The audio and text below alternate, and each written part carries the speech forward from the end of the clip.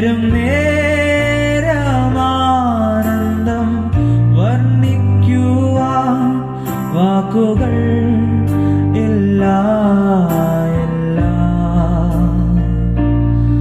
ചേരും നേരമാനന്ദം വർണ്ണിക്കുവാൻ വാക്കുകൾ ഇല്ല. സുഭാഷിതം. യഹോവയെ സ്തുതിപ്പീൻ, നമ്മുടെ ദൈവത്തിന് കീർത്തനം പാടുന്നത് നല്ലത്, അത് മനോഹരവും സ്തുതി ഉചിതവും തന്നെ എന്ന് പറഞ്ഞുകൊണ്ടാണ് 147 സങ്കീർത്തനം ആരംഭിക്കുന്നത്. ദൈവത്തെ സ്തുതിക്കേണ്ടതിന്റെ അനുയോജ്യത ഉറപ്പിച്ചുകൊണ്ടാണ് തുടർന്നുള്ള വാചകങ്ങൾ സങ്കീർത്തനക്കാരൻ രേഖപ്പെടുത്തിയിരിക്കുന്നത്.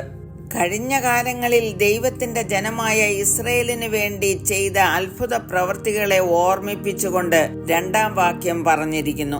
3-ാം വാക്യം വായിക്കുന്നത്, മനം തകർന്നവരെ അവൻ സൗഖ്യമാക്കുകയും അവരുടെ മുറിവുകളെ കെട്ടുകയും ചെയ്യുന്നു. മനം തകർന്നവരെ മറ്റുള്ളവർക്ക് മനസ്സിലാകണമെന്നില്ല. എന്നാൽ നമ്മുടെ മനസ്സിന്റെ എല്ലാ വിചാര വികാരങ്ങളും അറിയുന്നവനായ ഒരു ദൈവമുണ്ട്. ആ ദൈവത്തിന് മാത്രമേ നമ്മുടെ മനസ്സിനെ സൗഖ്യമാക്കുവാൻ കഴിയുകയുള്ളൂ. മനസ്സുകൾ മുറിഞ്ഞും വേദനപ്പെട്ടിരിക്കുന്ന അവസ്ഥയെ ചികിത്സിക്കുവാൻ ആർക്ക് കഴിയും? ദാവീദിന് അങ്ങനെയുള്ള അനുഭവങ്ങൾ ഉണ്ടായിരുന്നു.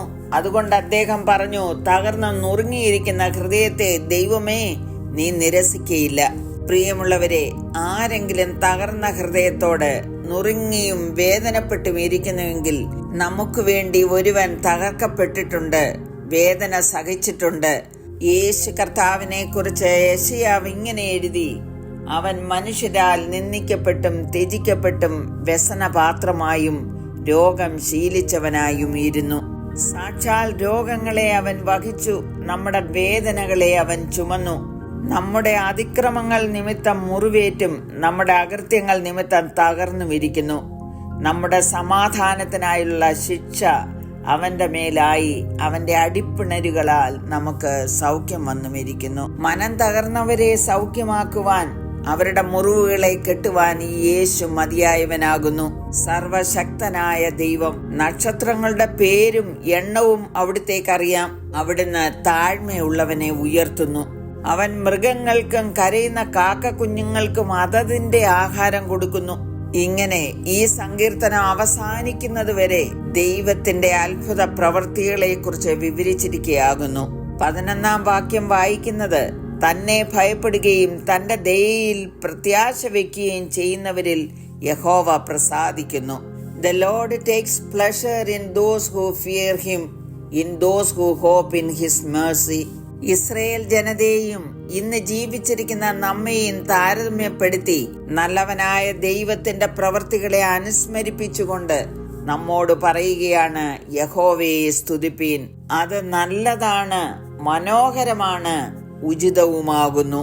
33-ാം സങ്കീർത്തനം 1-ാം വാക്യം വായിക്കുന്നത്, നീതിമാന്മാരെ യഹോവയിൽ ഘോഷിച്ച് ഉല്ലസിപ്പീൻ, സ്തുതിക്കുന്നത് നേരുള്ളവർക്ക് ഉചിതമല്ലോ. നേരുള്ളവരായ നീതിമാന്മാർക്ക്, ദൈവത്തെ ഭയപ്പെടുകയും തന്റെ ദയയിൽ പ്രത്യാശയും വെക്കുന്നവർക്കാണ് ദൈവത്തെ സ്തുതിക്കുവാൻ കഴിയുന്നത്. ആകയാൽ സമർപ്പിക്കാം, നമുക്കും ദൈവത്തെ സ്തുതിക്കാം. കരുണയുള്ള പിതാവേ, അവിടുന്ന് ഞങ്ങളെ സ്നേഹിക്കുകയും ഞങ്ങളുടെ മുറിവുകളെ കെട്ടി തകർന്ന ഹൃദയങ്ങളെ സൗഖ്യമാക്കുകയും ചെയ്യുന്നുവല്ലോ. അങ്ങയെ ഭയപ്പെട്ട് നേരോടെ അങ്ങയ്ക്ക് സ്തുതി അർപ്പിച്ചുകൊണ്ട് ജീവിപ്പാൻ കൃപ തരണമേ എന്ന് യേശു ക്രിസ്തുവിന്റെ നാമത്തിൽ അപേക്ഷിക്കുന്നു. കേൾക്കണമേ. ആമേൻ. വാനിൽ കാണും കൈപ്പത്തി പോൽ മേഘവും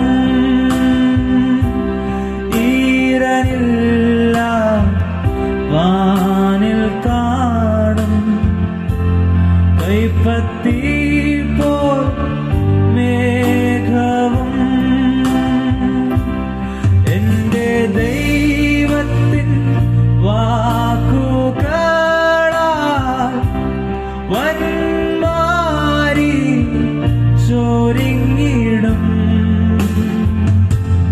എന്റെ ദൈവത്തിൻ വാക്കുകളാൽ വന്മാരി